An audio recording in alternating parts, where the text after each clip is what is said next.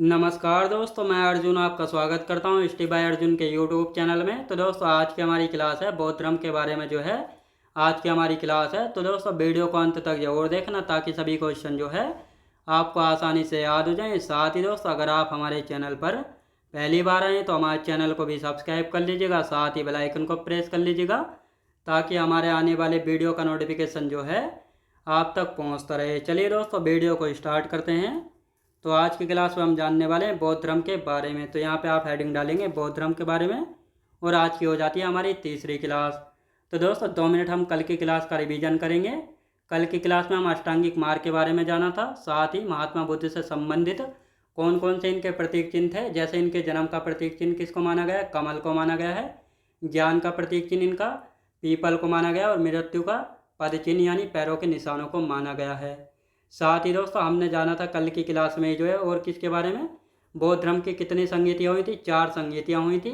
कब हुई थी, पहली हुई थी 483 BC में, महाकश्यप अध्यक्ष थे। किसके समय हुई थी, अजातशत्रु के समय हुई थी। दूसरी कब हुई थी, 383 BC में हुई थी, सापकमीर अध्यक्ष थे। तीसरी कब हुई थी, 255 BC में हुई थी। इसके अध्यक्ष कौन था, कनिष्क था। और चौथी बौद्ध संगीति कब हुई थी, पहली शताब्दी में हुई थी, जिसके अध्यक्ष कौन थे दोस्तों, बसोमित्र थे। कौन थे, बसोमित्र थे। तो ये आपको अच्छे से यहाँ पे याद रखना है। तो यहाँ तक जो है हम पढ़ चुके थे। और साथ ही जो चौथी बौद्ध संगीति हुई थी इसमें जो है बौद्ध धर्म 2 शाखाओं में बट गया था। पहली शाखा थी महायान शाखा, जिसके अध्यक्ष बने थे बसोमित्र। और साथ ही महायान शाखा के लोगों ने जो है महात्मा बुद्ध को भगवान यानी ईश्वर माना था और साथ ही नए नियम बनाए थे। महायान शाखा को मानने वाले देश चीन था, जापान था, भूटान और कोरिया। और दूसरी शाखा थी हीनयान शाखा, जिसके अध्यक्ष बने थे महाकश्यप।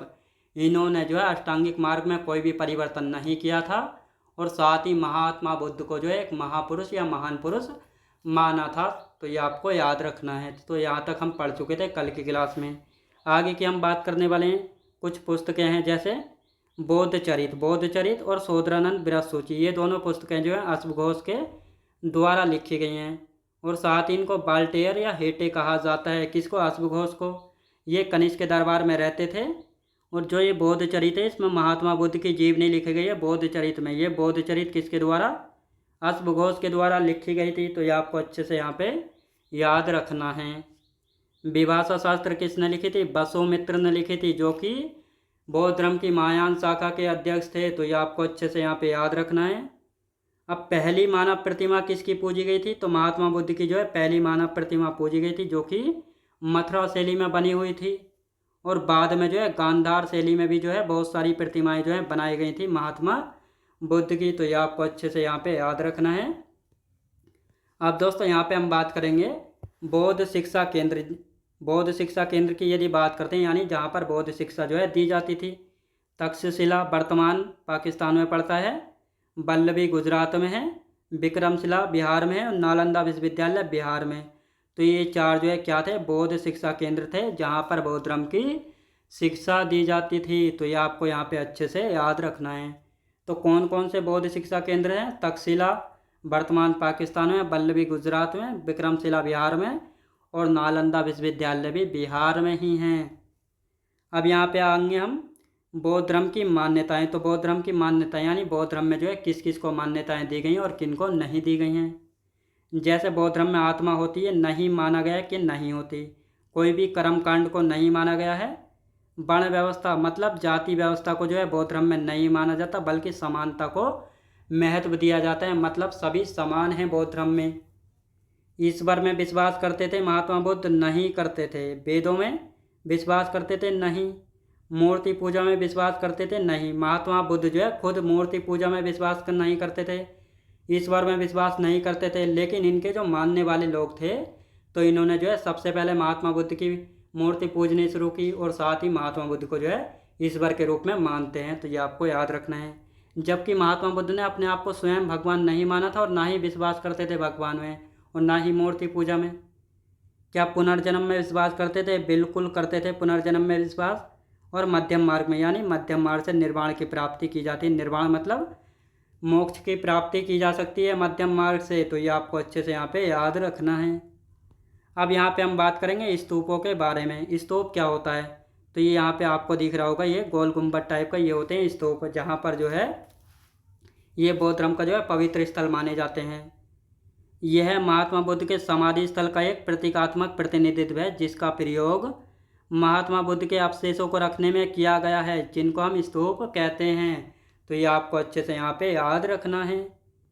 अब बौद्ध स्तूप कौन कौन से हैं और भारत में सबसे बड़ा सबसे पुराना कौन कौन सा है? भारत का सबसे बड़ा स्तूप है केसरिया स्तूप। कहाँ पे? बिहार में है केसरिया स्तूप, जो कि भारत का जो है सबसे बड़ा स्तूप माना जाता है। तो ये आपको अच्छे से यहाँ पे याद रखना है। बौद्ध काल का सबसे पुराना स्तूप, बौद्ध काल का जो है सबसे पुराना स्तूप कौन सा है? सांची स्तूप, जो कि एमपी में है। इसका निर्माण सम्राट अशोक ने करवाया था और सांची के स्तूप को जो है यूनेस्को को विश्व विरासत सूची में जो है 1989 में शामिल किया गया था। यानी यूनेस्को की विश्व विरासत सूची में 1989 में जो है शामिल किया गया था सांची के स्तूप को। तो ये आपको याद रखना है। और इसका निर्माण सम्राट अशोक ने कराया था। बौद्ध काल का सबसे पुराना स्तूप है सांची का स्तूप, जो कि एमपी में है। तो ये आपको याद रखना है। अब यहाँ पे हम बात करेंगे अर्धगोलाकार गुंबद प्रसिद्ध है किसके लिए? स्तूप के लिए। ये जो है अर्धगोलाकार गुंबद है दोस्तों, ये किसके लिए प्रसिद्ध है? ये स्तूपों के लिए प्रसिद्ध है। तो ये आपको याद रखना है। साथ ही धामेती स्तूप कहाँ पे है? सारनाथ वाराणसी यूपी में है। महाबोधि स्तूप बोध गया बिहार में है। भरूच स्तूप मध्य प्रदेश में, भरूच स्तूप है मध्य प्रदेश में। तो ये कुछ स्तूप हैं जहाँ से डायरेक्टली क्वेश्चन पूछे जाते हैं। शांति स्तूप कहाँ पे? लद्दाख में है। शांति स्तूप कहाँ पे दोस्तों? शांति स्तूप है लद्दाख में। लांबर स्तूप ये यूपी में है, जहाँ पर महात्मा बुद्ध का अंतिम संस्कार हुआ था। कहाँ पर हुआ था? तो ये हुआ था लांबर स्तूप में। कहाँ पे है ये? यूपी में है। तो ये आपको याद रखना है। चैत्य, यानी बौद्ध धर्म में जो है चैत्य शब्द किसके लिए प्रयोग किया जाता था? जो प्रार्थना कक्ष होता था, चैत्य शब्द उसके लिए प्रयोग किया जाता था। और बिहार की बात करेंगे, बौद्ध भिक्षुओं के रहने का स्थान होता था बौद्ध विहार, जहाँ पर बौद्ध भिक्षु जो है रहते थे। तो ये आपको अच्छे से याद रखना है। चैत्यागिरी की बात की जाए तो चैत्यागिरी जो है सांची एमपी में मनाया जाने वाला एक बौद्ध त्यौहार है। तो ये आपको याद रखना है। बैसाख पूर्णिमा की बात की जाए तो बौद्ध धर्म में जो है एक प्रसिद्ध त्यौहार के रूप में मनाया जाता है बैसाख पूर्णिमा को, क्योंकि महात्मा बुद्ध बैसाख पूर्णिमा के दिन हुआ था। इनका जन्म भी, मृत्यु भी और ज्ञान की प्राप्ति भी, तीनों एक ही दिन हुए थे। तो इसीलिए जो है बैसाख पूर्णिमा को बौद्ध धर्म में एक प्रसिद्ध त्यौहार के रूप में मनाया जाता है। तो ये आपको यहाँ पे अच्छे से याद रखना है। अब आते हैं दोस्तों, बौद्ध धर्म को मानने वाले शासक कौन कौन थे? हर्षवर्धन है, कनिष्क, बिंबिसार, अशोक, प्रसेनजीत और गोपाल, जो कि पाल वंश का शासक था। तो ये सभी जो है दोस्तों बौद्ध धर्म को मानने वाले शासक थे। कौन कौन? हर्षवर्धन था, कनिष्क, बिंबिसार, अशोक, प्रसेनजीत और गोपाल, जो कि पाल वंश का शासक था। अब यहाँ पे हम बात करते हैं जैन धर्म के बारे में। तो जैन धर्म के बारे में थोड़ा समझ लेते हैं दोस्तों। जैन धर्म की हम बात करते हैं तो जैन धर्म में जो है 24 तीर्थंकर हुए थे, जिनकी जानकारी कल्पसूत्र पुस्तक से हमको मिलती है। और ये कल्पसूत्र पुस्तक जो है भद्रबाहु जी के द्वारा लिखी गई थी। जैन धर्म जो है सिंधु घाटी सभ्यता के समकालीन माना जाता है और जैन धर्म बौद्ध धर्म से पुराना है। तो ये आपको अच्छे से यहाँ पे याद रखना है। तो इन सभी के बारे में जो है फुल डिटेल से हम कल की क्लास में अच्छे से जानेंगे। तीर्थंकर क्या होता है? तो तीर्थंकर जो है दोस्तों एक जो है धार्मिक यानी आध्यात्मिक शिक्षा होता है, जो कि मोक्ष का मार्ग जो है बताता है। तो ये आपको याद रखना है। तो आज की हमारी क्लास यहीं तक रहेगी। तो दोस्तों मैं उम्मीद करता हूँ आपको वीडियो क्वालिटी, कंटेंट वगैरह सभी कुछ आपको पसंद आया होगा। पसंद आया तो लाइक शेयर और सब्सक्राइब करना बिल्कुल भी ना भूलें। साथ ही दोस्तों अगर आप हमारे चैनल पर पहली बार आएँ तो हमारे चैनल को भी सब्सक्राइब कर लीजिएगा, साथ ही बेल आइकन को प्रेस कर लीजिएगा, ताकि हमारे आने वाले वीडियो का नोटिफिकेशन जो है आप तक पहुँचता रहे। चलिए दोस्तों मिलते हैं नेक्स्ट वीडियोज़ में।